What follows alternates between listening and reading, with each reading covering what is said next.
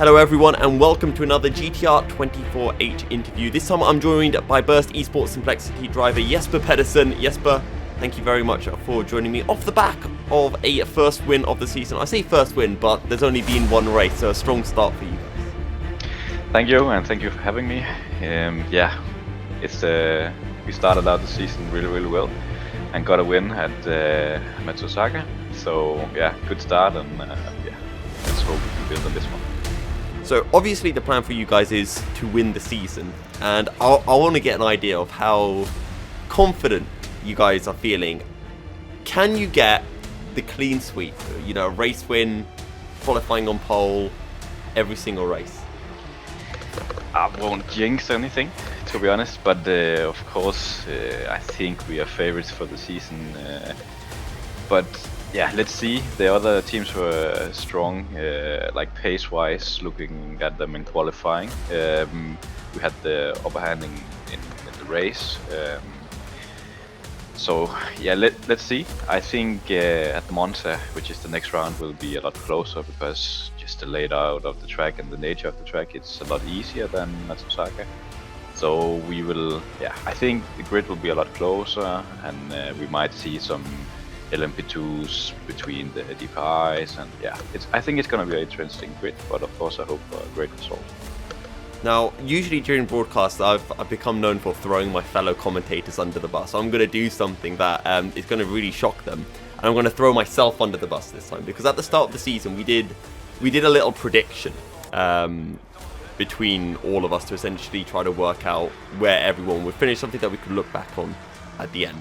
And I put you guys down as second because I did think Maradna Caesars would beat you, mainly because I saw the names of Henry Sinek and James Yousuf, and I thought they've got a chance. So I want to get your perspective. You know, how wrong was I, or do you think they are relatively close to your pace, and maybe in future races they could match you? They are a really strong lineup, and I thought, before Monza, I was sure that it would be a two-horse race between those guys and us for that race at least, and it was also fairly clear in qualifying, and the first hour in the race maybe, but I think we didn't see the best performance at Monza. I don't know if it was based on strategy or whatever it was.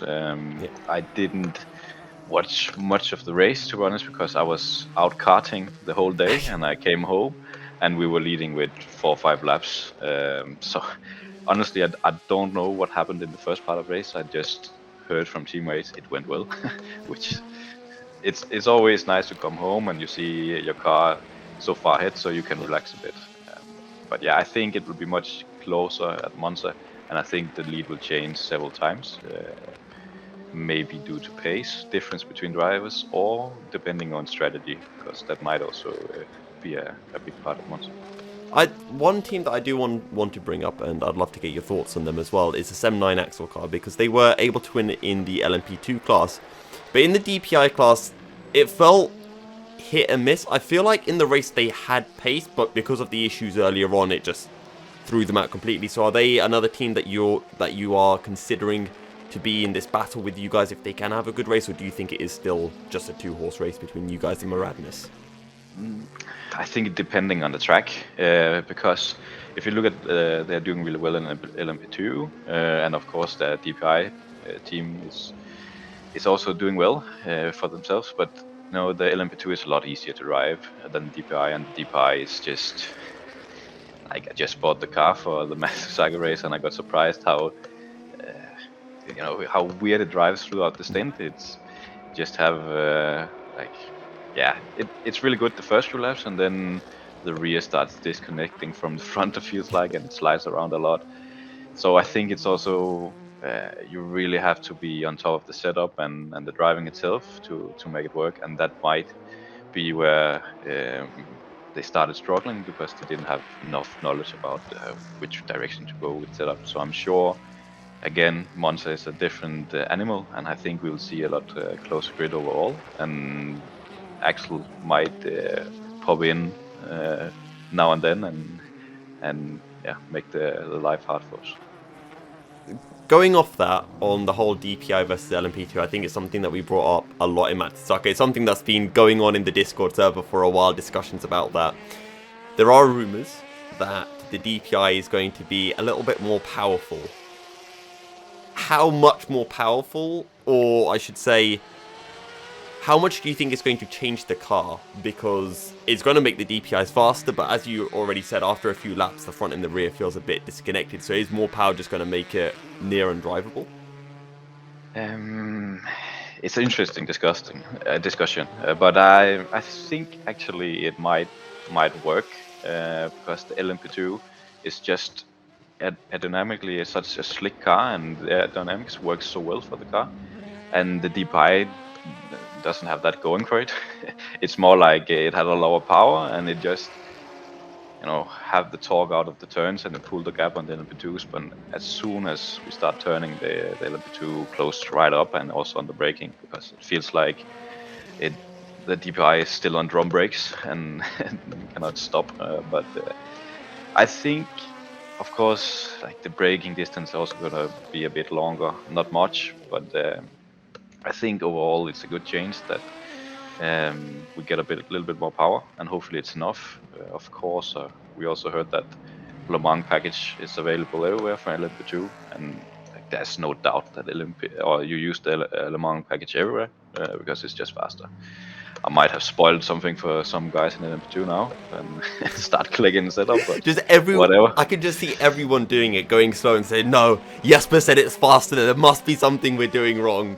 Yeah, I still think I can go under the radar as not a very fast sim racer because people don't know me. I have had a lot of long break, but yeah, that's just from what I heard. But yeah, I think it's a good change that the LMP2 can use the Le Mans package now, Aero package, and we get a little bit more power. And I think the gap between the two classes will be larger at Monza, and for sure also Le Mans, because we have the extra power. When it starts turning and twisting a little bit more, let's say Interlagos, then we might get into trouble again. But yeah, it's the nature of the beast, and I think we are taking a turn for the better with this upgrade. So with five rounds remaining in the championship, I'd like to know which round you're looking forward to the most in terms of just from a track aspect, because otherwise you include the whole Le Mans being a LAN thing. So which race are you particularly looking forward to the most, and why? I think Spa gonna be fun, of course Le Mans, and then I also look forward to Matsusaka, because like Matsusaka or Suzuka, whatever, it's usually my favorite track. Yeah. But I didn't have the time to prepare myself for the race. I think I did 1 hour practice max, equals 10 or 12 laps before the race. Yeah. So it was just a bit uncomfortable driving, and I also woke up too late, and it was just a mess. So, but I think like Spa and Le Mans is probably the two favorites. Interlagos, I usually tend to like the tracks where I'm fast at, and Interlagos is not of my liking, so yeah, you know how my pace is there. On that note, do you have any tracks that you're fast at but you dislike, and then the opposite where you're slow at but you really enjoy? Actually, for many years I disliked Le Mans. I just enjoyed the race because of its history and that it's a 24-hour race, but doing laps there alone, it was I didn't want to do it because it's just long straights and you're just sitting waiting and stuff like that. But since I participated in the virtual Le Mans series and all that stuff, I learned to like the track and enjoy it. But I also think it's because I started driving more LMP cars and stuff like that, so you actually get quicker to the next turn and through the Porsche curves you're working the car a lot more on the limit that you might do in GT3s or GTs. So okay. I think that's also part of the change why I started liking it. But yeah. Right. I try to do this with a lot of my interviews, but could we get a room tour of your sim setup? Yeah, there's not much to it, but I can try. Do you want me to move the camera? If we could, that would be awesome. Okay, my room is a bit of a mess, but you have to live with it. It's because I have a sim business as well, and usually I keep a bit of stock at home, so I have something for the customers picking up late in the evening. But Okay. yeah, I can try. Well, honestly, apart from what's on my screen, my room's a mess as well. In fact, right behind my chair on my sim rig, I've just got a pile of laundry that I need to put away. So that's Right. hidden, tactically Actually, done. the camera is in the box, so I cannot really move the camera wire. But maybe you can see it. I don't know. Okay. It's so as I said, I build rigs and sell them as a business, and this is one of my rigs where I have like laser cut everything and put on a Simocube Pro, and then I have a Azure wheel as well with a bit of my name on it because I don't know, because I could, I guess. It's a nice touch. Yeah, and then I have a stream deck over here, and I have HE pedals. I'm not sure if you can go down there somewhere, like that. I don't know if you can see it, but it's HE pedals, sprints. Okay. And yeah, it's I can maybe send you some pictures. I don't know. It's the best I can do for now because the wire is a bit short. Okay. But yeah, so it's one of my own build rigs. The company is called Simplexity, hence the name in our lineup. And yeah, I do rigs, and I also like sell Simocube and stuff like that. Yeah, because if I'm not mistaken, we've got those Simplexity adverts on the GTR stream, or at least we did last year. I think they're still there. So if people wanted to find out more about your sim rigs, how could they find out about that? Well, we have, of course, our website. It's sim and then a slash plexity.eu, and there we have a whole lineup of sim rigs and monitor stands, of course, also the actual hardware as well. Wonderful. Now, have you ever seen the series Friends? No, sadly not.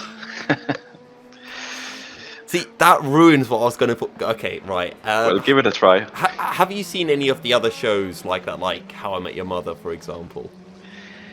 No, and it's because I don't like shows where they laugh in the background and there's no people. Okay. So I'm guessing that throws Big Bang Theory as well out of the equation. Yeah. Okay, Yeah, right. for sure. So essentially, what I was going to try to do, so we'll just do this in a more simple fashion, is I want you to describe the personalities of your three teammates, Yoni Simchik, Michi Hoya, and David Morochek. But because we can't link it to characters from one show, either you can link it to just a character from any movie or show, or you could just give a brief explanation for each of them.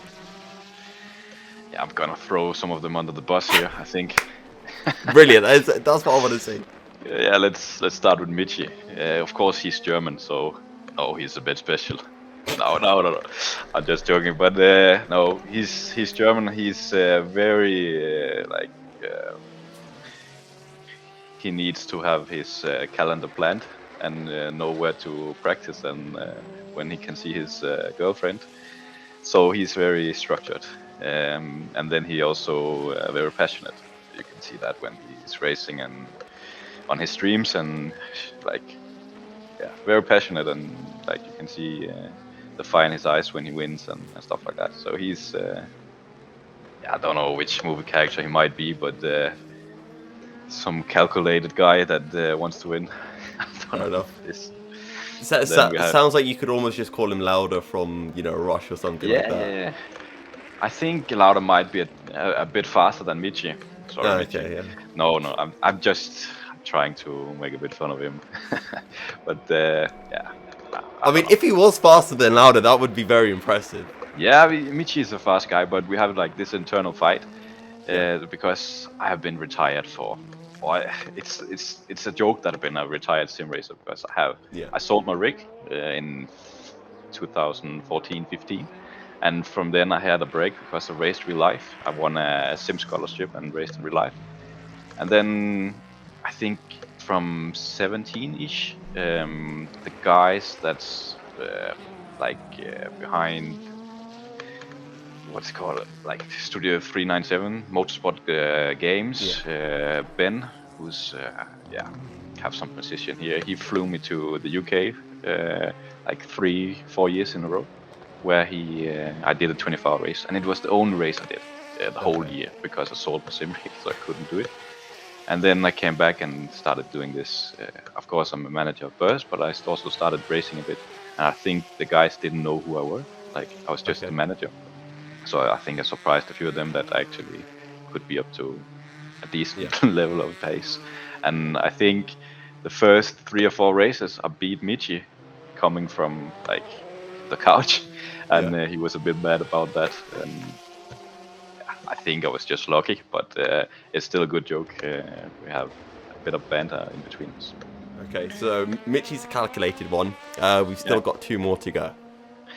Yeah, then Johnny, let's.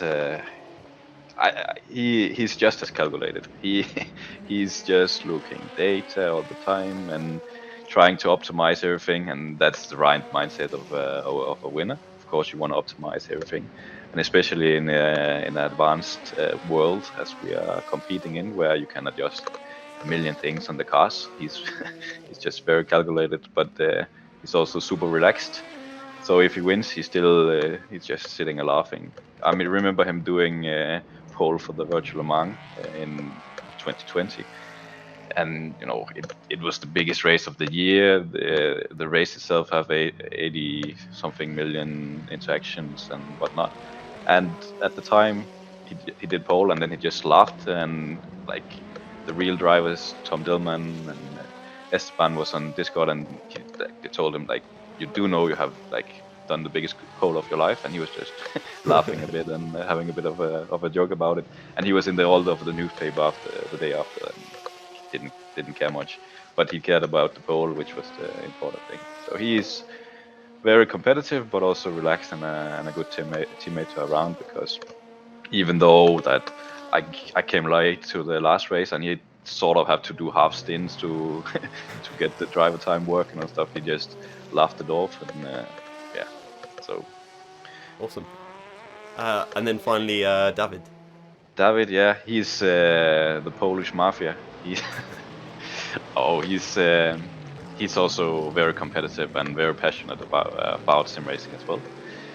So he has huge amount of passion, going practicing very fast in the races as well. Just want to do a really good job. He's pushing me around a bit with like trying to get like trying to make progress from his work to doing sim racing full time, and he's really committed to do it. So it's really good to see. I think he's not as calculated as the other two, that they're not as structured, but when the others say let's practice at this time, I'm like, David will be there and he will at least do as many laps as the others. So like the fire is burning in his eyes and he knows what he wants. So Okay, so I've got one final question now. I'm trying to think of how to phrase this because I know what I want to do. Okay, so imagine I took the 4 of you, right, blindfolded you, I threw you into a teleporter, right? These things exist, and you arrive at the Nürburgring, Nordschleife. There's 4 Mini Coopers, and you have a 2-lap race. I'll be fastest. You'll be the fastest. Okay, yes. Second, third, and fourth. Are we talking sim or real life? Real life. You're at the actual real life. Actual Nürburgring. I think from been like chatting with the guys and like how, let's say, ballsy they feel like over the team radio, I think that would be number 2, because I think I'll put me as number 1 because I already driven there, so I had a bit of experience and also real life, done some laps, so I might be a bit ahead right out of the gate. But I don't think David will let me like disappear, so he will do everything to hang on. And then the 2 others, I think Michi might be the most Is Michi's home track? It is Michi's home track, but he also hated with a passion. So I think I might put Jana as P3 and Michi P4, just because I think it's all about who has is most brave out of the box. If we did a longer race, I think it might be very different how we end up. But that's. But you're definitely first. Of course, I won't put. We need some banter, you know. Well, you know, if we ever get enough money here at GTR, I'll try to make it happen. But no promises. No. I'm ready if it's ever gonna happen, and I'm gonna sure try and prove my me as P1. For sure. I'll have to bring in the old Bernie Eccleston idea of sprinklers. Just whenever you come round, get the sprinklers out on the track, throw a bucket of water to put your. And you will see me go all sideways. And, might be expensive in cars, but true. I'm sure insurance can. Yeah, it's all good. Well, Jesper, it's been absolutely wonderful to have you on. So thank you for joining, and best of luck for the next round at Monza and for the rest of the season. Thank you for having me. It's been a pleasure.